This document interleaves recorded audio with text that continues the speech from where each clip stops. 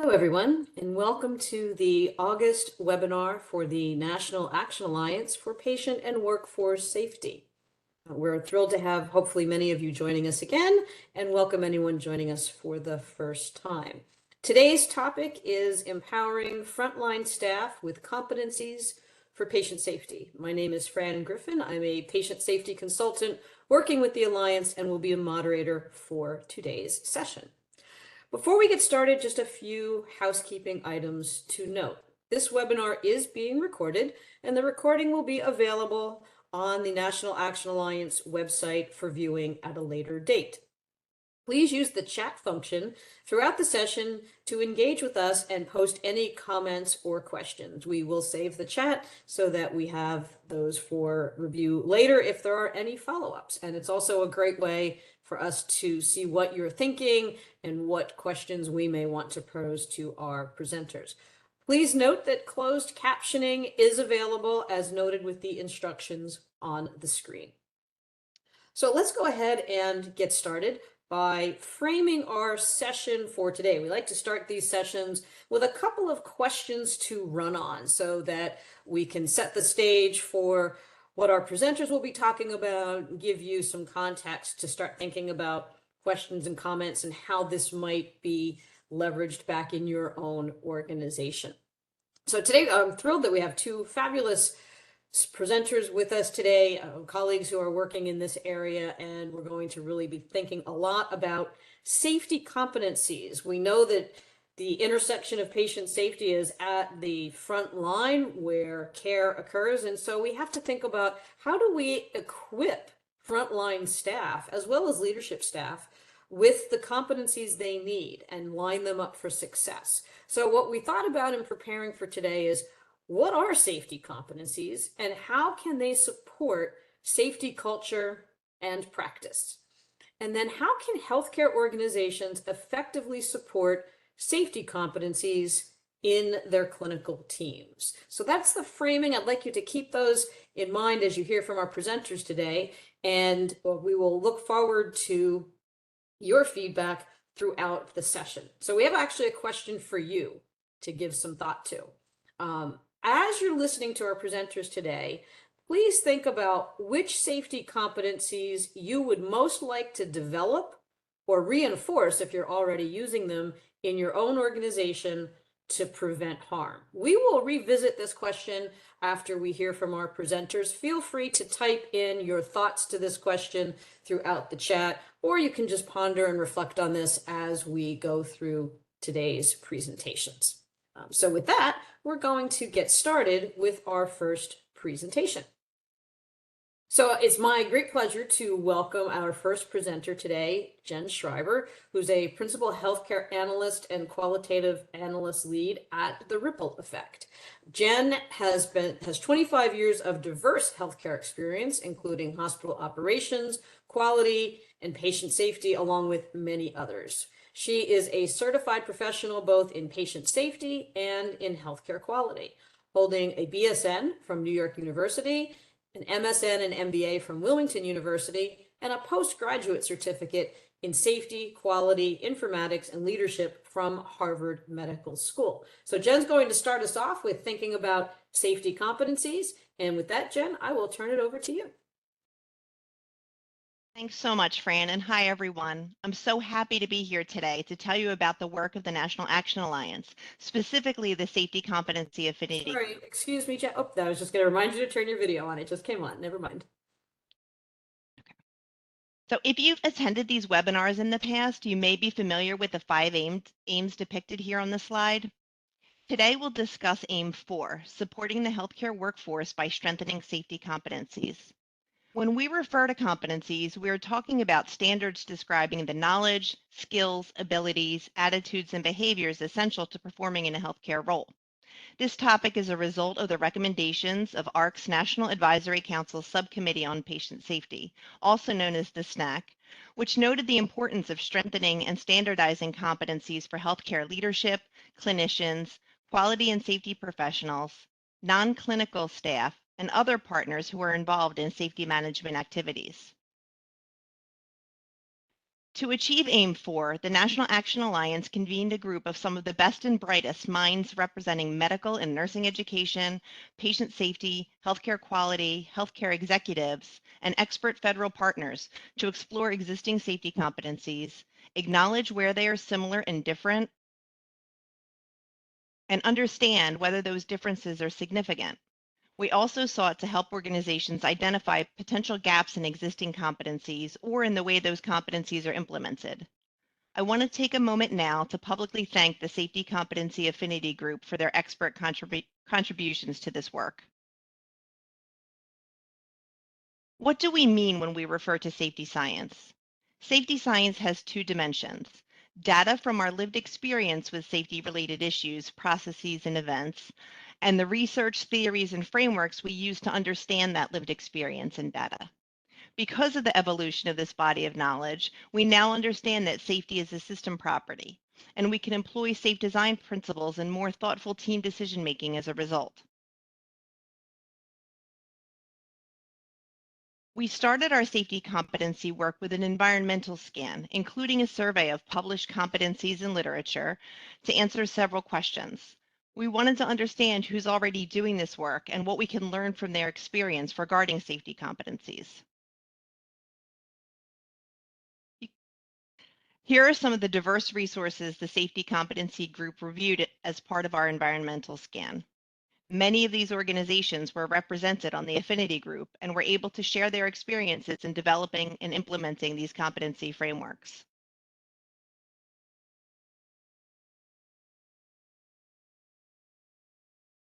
Through the environmental scan, we identified repeating themes and aggregated 12 competency domains. These domains can help us form a framework for understanding current competency priorities in healthcare safety. Because safety is a system property, safety competencies naturally include safety science themes and other related competencies necessary to support patient and workforce safety. Let's review the 12 competency domains identified through the environmental scan and their related themes. They appear in order of frequency noted in this scan, meaning that the themes in the first domain appeared most frequently and themes in the last domain appeared least frequently. Leadership, governance, and culture includes themes describing the leadership, governance, and organizational culture needed to support safety. This includes reinforcing teamwork and the concept of teaming. The tools for improvement domain includes quality improvement, change management, and implementation science themes. Patient engagement includes themes about patient and family-centered care and shared decision-making. Evidence-based practice includes themes centered around implementing evidence-based practices for both individuals and teams. Communication includes themes about communication processes, including handoffs and care transitions. Detecting, reporting, and responding to safety risks and events. There's so much more to this domain than safety reporting alone. How do we identify risks and events, disclose them, and respond to them both with immediate corrective actions and also long-term systemic changes? Measuring progress includes themes around data collection and leveraging data and analytics to improve safety. The human factors domain includes safe design principles, types of human errors, and situational awareness. High reliability and systems thinking includes understanding patterns and relationships, as well as high reliability behaviors such as standardization to support consistently safe outcomes over time. Domain 10 is caring for caregivers. This includes themes around important themes around worker safety and workload management, avoiding moral injury and burnout, and post-incident care for providers. Technology includes themes about the safe use of technology and informatics, that is, avoiding risk, but also leveraging technology to improve safety. Finally, the equity domain includes themes describing the reduction of care disparities between populations that lead to inequitable safety outcomes, and also implicit and explicit bias in care environments. Our environmental scan revealed different knowledge areas and skills included in safety competencies between organizations. Still, all included both safety science competencies and the value enabling competencies needed to support them. These domains represent an aggregation of the themes we identified in our environmental scan, listed in order of saturation. Domains in purple contain safety science themes, and domains in aqua contain value enabling themes. These domains are interrelated, and all are necessary to support healthcare workers in creating a safe environment. We've discussed the environmental scan and the identification of safety competency domains. So where are we now? The Safety Competency Affinity Group has opened a meaningful dialogue about how safety competencies can support the healthcare workforce. We're describing lessons learned about disseminating and implementing competencies to help organizations identify gaps in the quality or effectiveness of competency implementation. We understand that implementing safety competencies also involves developing an effective curriculum and dosing strategies that are appropriate for an employee's role and experience level. We know that employees must work in an environment that supports them in applying their safety knowledge. Therefore, we understand that safety culture is also an organizational competency. We are preparing a resource library on the AHRQ National Action Alliance website that will be available soon. And finally, we are learning about standout organizations that have leveraged a competency framework to improve conditions for both healthcare workers and patients. I'm so excited for y'all to hear from Dr. Gelinas, who is up next to represent one of these amazing organizations. What we do with this information matters. Learning health systems take in new information as data, put that data into context to create knowledge, implement new processes to improve performance, and measure their outcomes. This measurement becomes new data for the next environmental scan.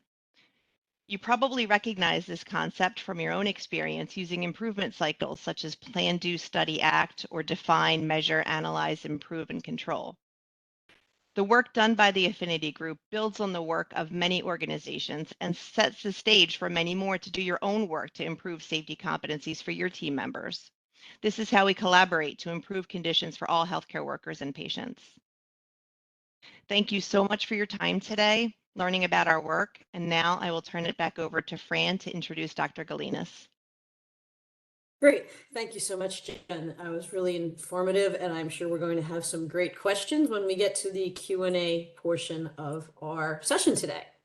So with that, it is my great pleasure to introduce a colleague of many years, Dr. Lillee Gelinas, who is an assistant professor of medical education and health system science and the patient safety section director at the Texas College of Osteopathic Medicine.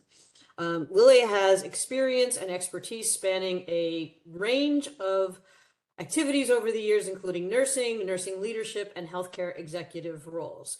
She serves on numerous federal, national, and regional committees and boards, including the Centers for Medicare and Medicaid Services, Hospital Harm's Technical Expert Panel, and the Nursing Steering Committee. Lillee holds a Doctor of Nursing practice from Duke University. And so with that, Lillee, I will turn it over to you. Thank you so much, Fran. And it is exciting to be with you, having known you for many years. And I like to say that Fran is one of the smartest people on the planet when it comes to this particular topic. So I was thrilled when I was asked to be here with you. I'd like to talk about what we have done at the Texas College of Osteopathic Medicine, which is actually one of the colleges on the campus of the University of North Texas Health Science Center in Fort Worth, Texas. Next slide, please. Our story actually begins with leadership because, as you know, any change requires a lot of leadership support. And for our particular journey, we actually began in 2018. The University of North Texas is one of the state of Texas funded universities. And so several years ago, Dr. Mike Williams, who is our chancellor, went to the state of Texas legislature and secured funds for developing a very specific focus around patient safety on the Health Science Center campus. He was successful. As a result, we conducted a pilot program with 10 medical students to see if we could develop a curriculum that would allow students to understand safety science and competencies and then sit for the certification exam for professionals in patient safety. Our pilot was successful.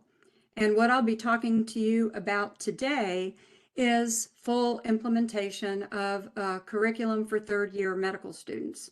But also on the slide, I want you to notice that Dean Filippetto, who is the dean of the college, as well as Dr. Al Uvadi, both not only supported this course, they took the course along with 25 other faculty members who were clerkship directors, faculty in other schools, because we really wanted to test the interprofessional nature of this curriculum.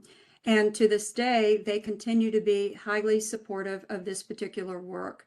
So I don't want to move forward without thanking the University of North Texas leadership, the Health Science Center leadership, including our president, Dr. Sylvia Trent Adams, because without leadership support, the dramatic change in curriculum, the dramatic implementation of a full force patient safety curriculum just would not have been possible without them. I also must note that TCOM, that I'll refer to going forward, the Texas College of Osteopathic Medicine, is one of only 15 Tier 1 medical schools in the United States. That's a U.S. News and World Report designation, and we're very honored to be one of the top tier medical schools in the country. Next slide, please. So how does this begin? You can't just do one and done patient safety education.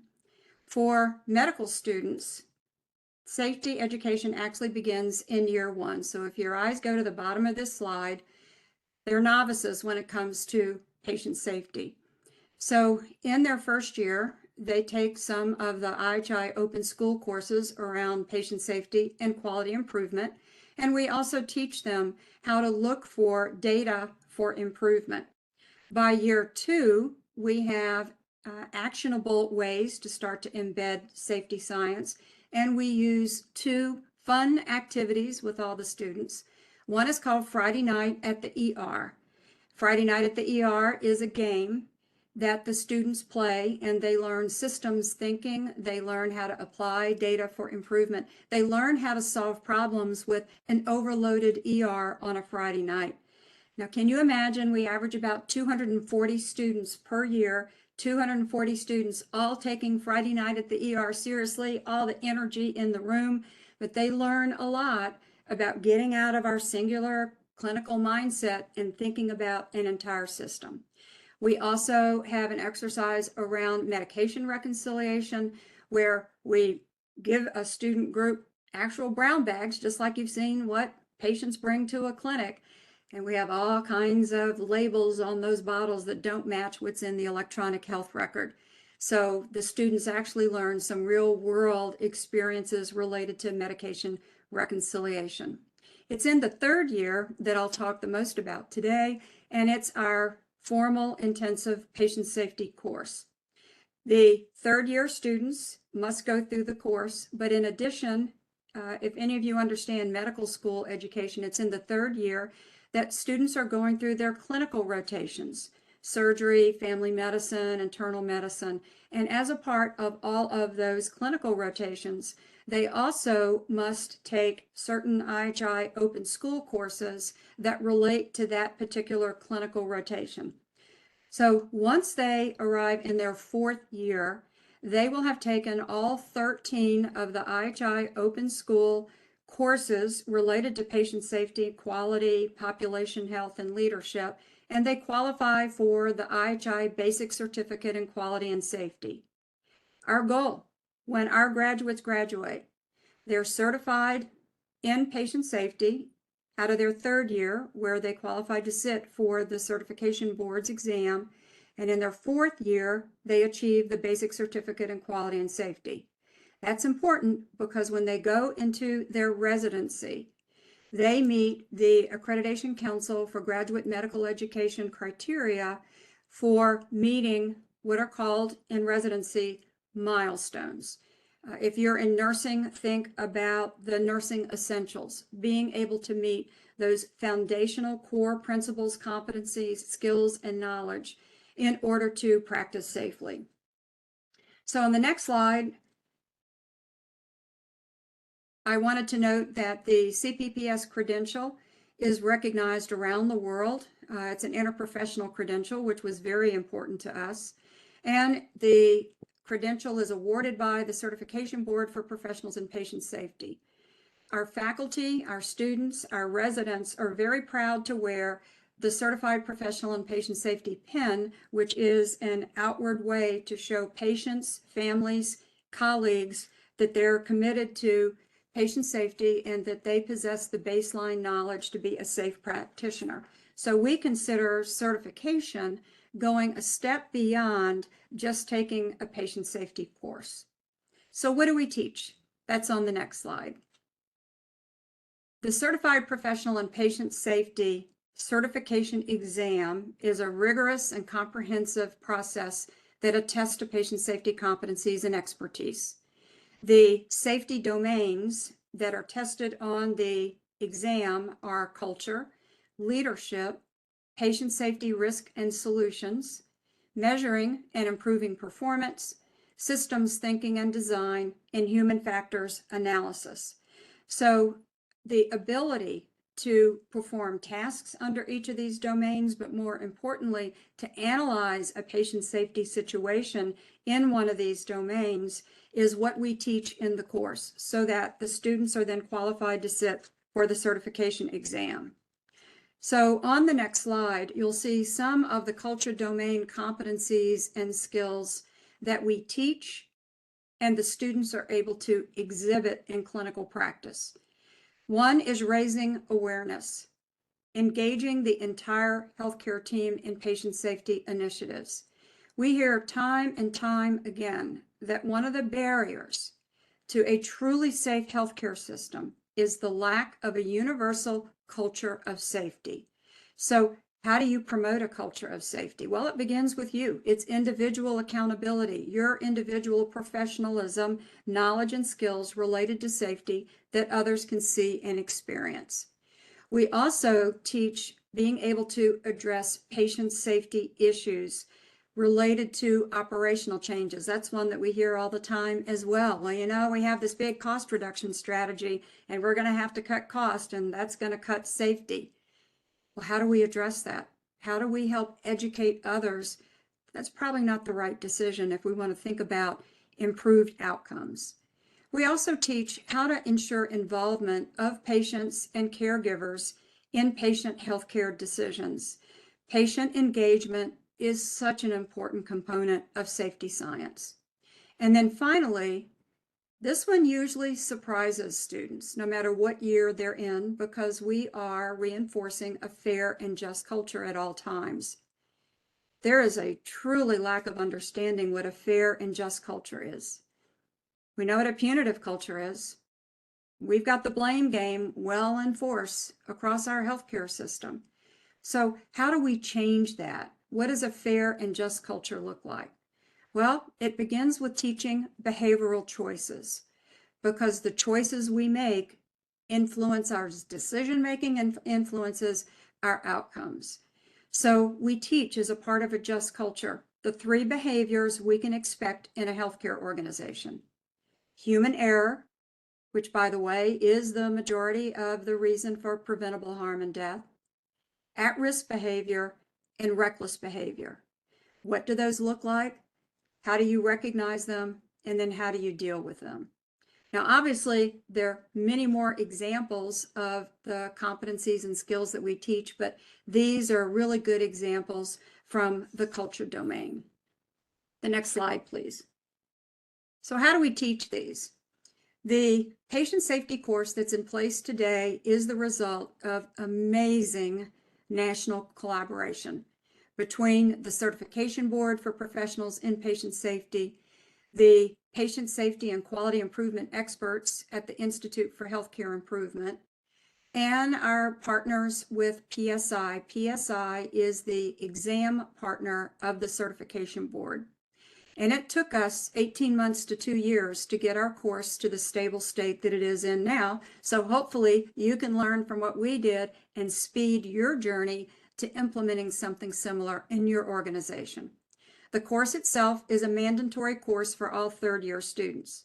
We talk a lot to nursing schools, to medical schools, to hospitals, to healthcare systems who say, yeah, we've got an elective for patient safety and anyone can opt in.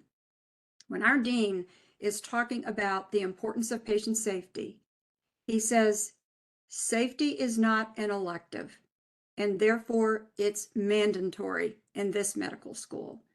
So we're hoping that we're taking the conversation around safety being an elective when it comes to curriculum, education, competency affirmation, taking that off the table. All of our classes are synchronous. They're administered by Zoom from 1 to 5 for 9 days. A class day is considered an 8-hour day because the students have the morning to do reading and homework, and then we have our live classes by Zoom in the afternoon. Why by Zoom? Our students are in clinical rotations all over the state of Texas, all over the country. I even had a student recently whose grandmother was dying in Vietnam, and she was able to go home and be at the bedside of her grandmother, participate in the course, and she passed the certification exam. So Zoom gives us the flexibility to meet the students where they are.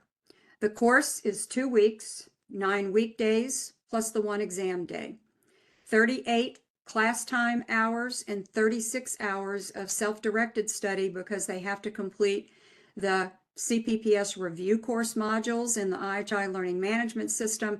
And we also have a number of reference materials on our learning management system at UNT called Canvas.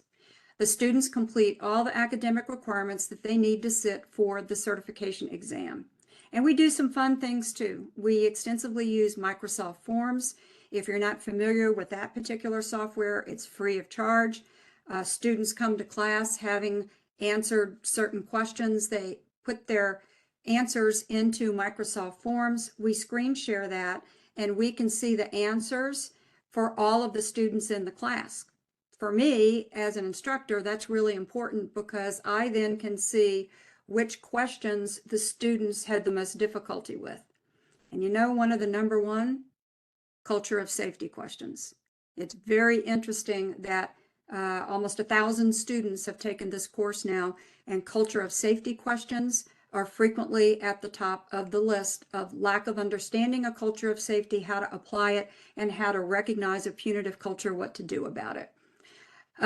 All students are equally engaged. We have a lot of in-class quizzes. The reason I'm telling you that is you don't have to recreate this. We've created it and hopefully have given you a platform so that you can do something very similar in your organization, because the end goal here is certification, where there is that demonstrable outward ability of practitioners and others to truly understand the science of safety and how to reinforce it every day in a healthcare organization. Next slide, please. Our patient safety course is aligned with surgery rotations, and that's because as we track Joint Commission Sentinel event reporting, you'll notice that surgery-related Sentinel events are at the top of the list and have been. You can go to the Joint Commission website, it's a great resource, just like the AHRQ website, to really look at where is the harm occurring so we can focus our efforts. Unfortunately, through studies that have been done, even most recently as published last year, we still have 40 wrong site surgeries a week in the United States. Now, in that category of wrong site surgery, we also include wrong person surgery, wrong site surgery, wrong procedure surgery. I introduced you to Dr. Al Yavati, who's our chair of medical education in the very beginning of my remarks here. He's also a world-renowned cardiac thoracic surgeon. He's also our surgery rotation director, and he's fully on board with the patient safety course being so tightly aligned with the surgery rotation. And it just breaks my heart to hear time and time again students that are in our hospitals who say, you know, we learned time out in the surgery course and in the patient safety course, but we don't see it happening on our clinical rotations. We see check the box, it's not really thoroughly done. I have another really good credible source about how we inconsistently apply what we know works, but we don't do it. Our 37-year-old son is a neuromonitoring technician in an operating room here in the Dallas-Fort Worth area. And many times. He says, Mom, I just can't believe how many times we don't implement the universal protocol, doing timeout correctly, doing everything we know what we should do. I go, well, why? He says production pressure, but he also says, I think it might be the lack of leadership understanding the importance of these patient safety skills and tactics. So I have a list here of all of the citations from our students who come back from their clinical rotations, having taken this course, and they say failure to perform a thorough and credible time out, failure to stop the line when standard procedure is violated. Here's a big one, and you can deal with this one. Fear of intimidation by physicians. The lack of psychological safety in the clinical environment. Wow. How are we going to move towards a universal culture of safety in our healthcare system when we still allow intimidation? On our next slide, I want to give you a really good example of the cases that we use in this particular course. The Accreditation Council on Graduate Medical Education has those core competencies, those milestones that residents are graded on every 6 months during residency. And so to build to that competency, I want to introduce you to Lewis Blackman. He was a 15-year-old active, healthy young boy who went to the hospital for elective surgery.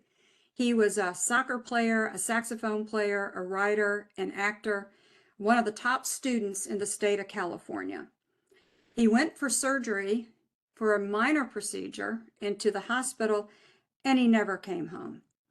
He died from a perforated duodenal ulcer, a well-known risk of the medication Toradol.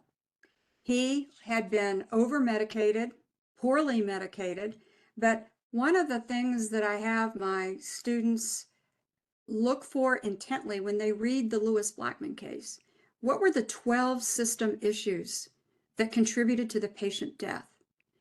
There were 12 in this particular case. Now, Lewis Blackman happened to be the son of Helen Haskell, who is well known in the safety world. She sat on many boards, and she also was on the ACGME board. Starting in 2023, ACGME now awards the Lewis Blackman Patient Safety Award to residents with top patient safety competencies and skills. So I think it's truly a tribute to the work Helen Haskell has done. She's the CEO of Mothers Against Medical Error, but truly against all of you trying to improve patient safety. And I just put in your slide deck for reference later on your next slide are those ACGME milestones. These are not years. These are levels of competency from 1 to 5. And I would say the majority of residents going into their residency, I've circled in the bottom of your slide, that red circle. Many of these residents can't even complete level 1. And look at level 1 competency. Demonstrates knowledge of common safety events. Demonstrates knowledge of how to report patient safety events. Demonstrates knowledge of basic QI methods and metrics. But you know what? We hear time and time again that medical students and residents aren't allowed to report in to a hospital or clinic's patient safety system. So how are we going to get everyone engaged if everyone that sees a safety event or has a concern isn't allowed to report it? So on the next slide, you might be interested in our outcomes to date. As of about September 15th, we'll have 1,000 students that are certified in patient safety. Our students have a 94% pass rate the first time on the certification exam. The international pass rate is 70%. We're now at 27 faculty who have completed this particular course and passed the certification exam. And we also administer a pre-test on session 1 and a post-test on session 9, and we can quantitatively define how knowledge has improved across all 5 domains. So on the next slide, some of the stories. We hear a lot of stories from our students. These are direct quotes from students who write back to us. Overall, I learned a lot about teamwork, leadership, and patient safety. I feel I will be a more well-rounded physician because of this course. But I want your eyes to go to the last bullet on this slide. It's a story that we now have published on the IHI website. And it's the story of one of our fourth-year medical students who was suturing a hand in the emergency department and recognized that the patient's wound had not been adequately irrigated. The student didn't criticize the medical assistant for not irrigating the wound. He went outside the room, he talked to the attending physician, and he said, I think we're going to have to reopen this particular wound. It wasn't irrigated correctly. So the attending and the student explained to the patient and family they needed to reopen the wound and close it correctly. Well, you might have thought there might have been anger, but no, there was gratitude, tremendous gratitude. And the patient and family said, thank you. You probably prevented me from getting some kind of infection when I went home. That's not the end of the story. The attending called Dean Filippetto and said, I don't know what you're teaching at TCOM, but your students excel in the field of safety. They create psychological safety for everyone around them. Don't stop doing what you're doing. Can other medical schools please be doing what you're doing? It was a great story. The next slide, I have lots more stories, but I'm almost out of time. There's some key messages I want to make sure I impart to you before I turn it back over to Fran. And I just want to say that if we're going to change the way healthcare is delivered, if we really want to practice safe, quality care, we have got to embed patient safety specific education into all medical and health professional curricula and practice settings. And I'm not just talking about, the mandatory 2-hour course you got to take once a year on hospital-acquired infections.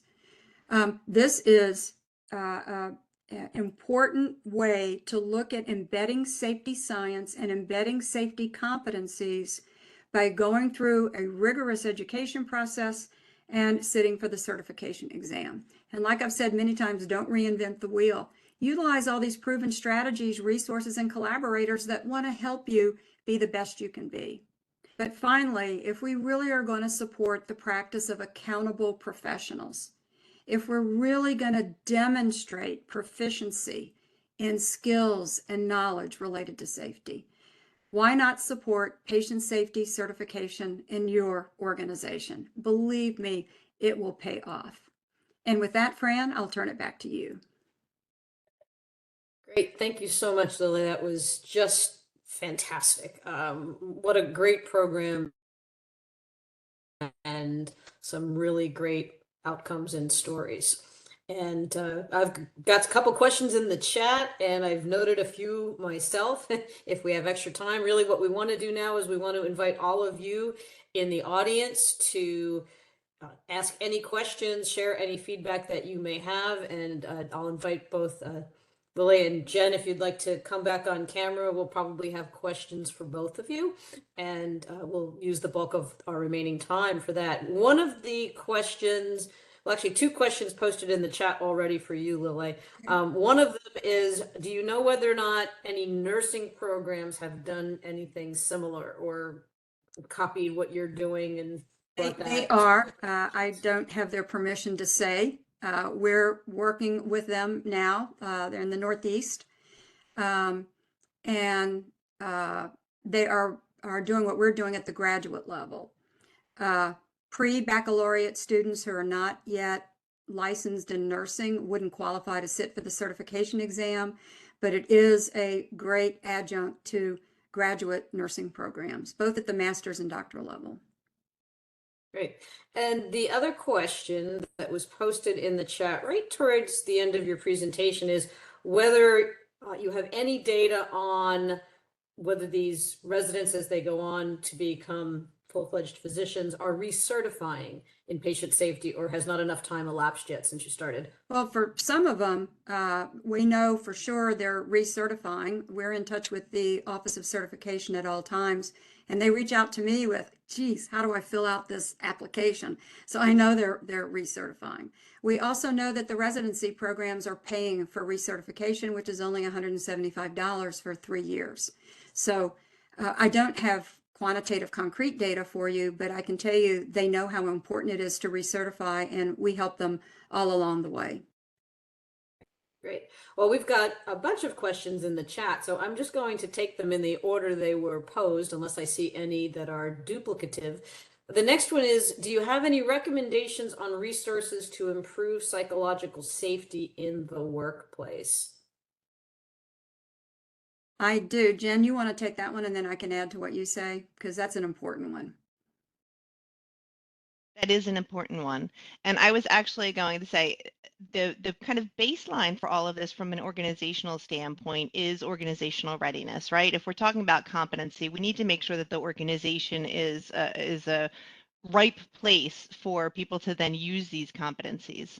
So I was going to recommend as kind of a framework to assess how ready the organization is to support this, I was going to suggest the National Action Plan self-assessment for the organization. And there is, there's really robust information in there about assessing organizational culture, including psychological safety. And I'd add to that, psychological safety, implementing it and sustaining it, I would say, is not a one and done. It begins with leadership in the organization, and it also begins with cultural assessment. So in addition to the National Action Plan's assessment, does your organization do a culture of safety survey? And if so, how often do you do it? AHRQ recommends every 18 months or so. We do it, I'd say about every 12 to 18 months, because our chief medical officer wants to make sure we're constantly upping our game. And you can be really surprised at your culture of safety survey results. But you can't just implement psychological safety without those foundational underpinning programs in place and without an assessment, because an assessment is going to give you the quantitative data you're going to need to start somewhere. Both great. And I would add to what both of you said, there's a great resource on the Institute for Healthcare Improvement website. It's the Framework for Safe and Reliable Care. It was recently updated, I would say 3 years ago. I remember they were working on it during the height of the pandemic. Yeah. And it's a great tool. I've used it. And I know many organizations have used it. The Veterans Health Association and Administration is using it across their hospitals. And it includes a lot of implementable recommendations like leadership rounds and having the feedback loop to leadership rounds. And because you can't just put posters up in your hospital and say we support a culture of safety, because what people will decide as to whether or not it's psychologically safe is based on what they see leaders doing and how they respond when errors and adverse events occur and how they're treated by their colleagues. All you need is one person to yell at somebody for something, speaking up, doing something, and your psychological safety starts to go down the drain. So I would encourage folks to look at that as well. It's a free tool on the IHI website. Again, it's the Framework for Safe and Reliable Care done by IHI and a company called Safe and Reliable Care as well. All right. Another question. I think this one is directly for you, Lillee. What is the feedback from your Claire survey? From that I don't have right in front of me. It is extremely positive. We wouldn't be a top tier medical school, I think, if we weren't meeting all of our requirements. If that person leaves their name and address, I'll be happy to put them in touch with our assistant dean that's responsible for CLEAR. Okay, thanks. Jen, maybe you want to start on this next one. May tie to both of you. Somebody wrote, it's difficult to teach accountability. Any suggestions? That is a great fantastic question. So if we're talking about, again, we have to go back to culture, but if we're talking about accountability to the behaviors that we're asking, so we need to call out the behaviors when we see them in a positive way, as frequently as we call them out when we see behaviors in a negative way. I think we need to include staff in conversations about safety. Those conversations that we're having, they need to be happening at the places where the work is happening, not in a boardroom. So safety occurs at the bedside, conversations and accountability conversations need to occur at the bedside as well. I feel like one thing that's major when it comes to accountability is not having the conversation where you need to correct a behavior or hold somebody accountable be the first time you're having a conversation with that person about safety practices. So I think before you can get to the accountability step, at least successfully, it's about relationship building, bringing the conversations to the staff where the work is done, and opening those lines of kind of bidirectional communication. So it's kind of creating the psychological safety. If you build it, they will come. Create the psychological safety, build the culture, bring the conversations to them where the work is happening, and then I think people are more willing to be held accountable and honestly will hold themselves accountable once that expectation has been set and reinforced. And Jen, I want to add something to what you said. In order to have accountability, it has to be twofold. You've got to have organizational accountability. If you don't have organizational accountability, nothing's going to happen. And that's where individual accountability comes in. So in a just culture, you have to have organizational and individual accountability. But I would add to that consistent management of those behavioral choices. We use and teach the just culture algorithm, where it begins with learning intent. And are we dealing with a choice that was a human error, human intent, or a system issue? And so when the staff sees consistent management of behavioral choices, no matter the situation, they begin to see that the organization truly is holding itself accountable for management of those choices and then what the end is. I would tell you, Fran or Jen, I don't remember which one of you said it, but it really is a culture killer, is allowing intimidation in the organization at any level. And when the staff see that, it is a culture killer. Yeah. You've got to address those basics and handle them consistently. Yeah, that algorithm is a great tool. I've used it many, many times. I know the Veterans Health Administration is using it across their system, Yep. and their Center for Patient Safety has some wonderful resources that I would also point people to as well. And it's free too. Yes, exactly. That's why I mention it. We've got a bunch more questions here. This one, Lillee, is for you. Did your residents report any resistance to their safety engagement from their clinical rotation sites? And if so, how did you help them to respond?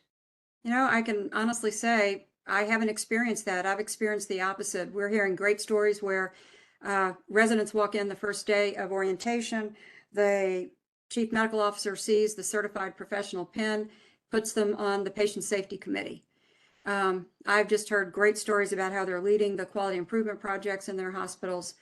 So that I'm sure it might be happening. I'm just saying that feedback loop hasn't come back to us. We're hearing the much more positive stories, especially from the residency directors, about the competency and skills of our residents.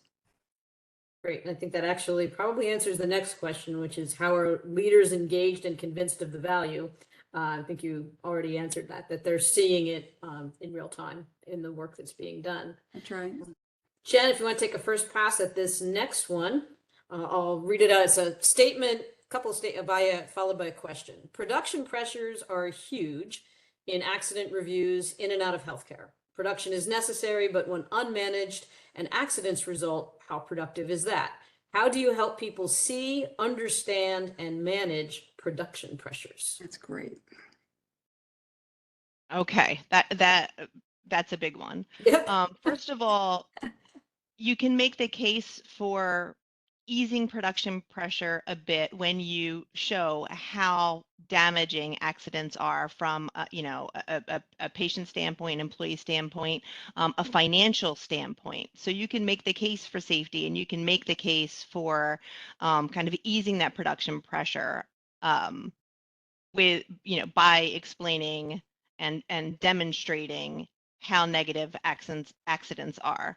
And the other part of that is really working with quality and safety professionals to make accident review as streamlined as possible, having easy reporting tools, encouraging reporting, using that data, and again, making the case for when we do the reporting and we use the data, we can streamline process and improve safety. And I think that would be, I think that's really the only starting point is to show the negative impact of safety incidents, and also the tremendous positive impact of using data to improve safety and streamline processes. And Jen, I'm going to just add leadership again. Number one, where are those production pressures occurring? Is it in the clinic to see 70 patients a day? Is it in the operating room? Here in Texas, we're dealing with a real production issue where a surgeon can run 2 rooms at the same time. They can open a patient, do the surgery, then leave a resident to close, and then go to another room and do that surgery.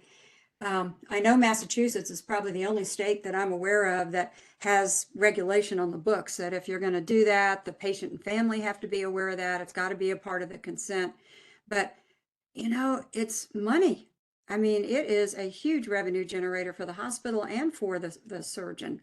So you got to step back and say, where are these production pressures happening? Why are they happening? And Jen, to your point, where's the data showing, where's the quantitative data that really reflects what the impact of these production pressures are? And I would add clinician burnout and moral distress to that, because it really impacts clinicians as well. I definitely would tie it back to what you said, Lillee, about leadership, because so much of this ties back to what are leaders talking about? Yeah.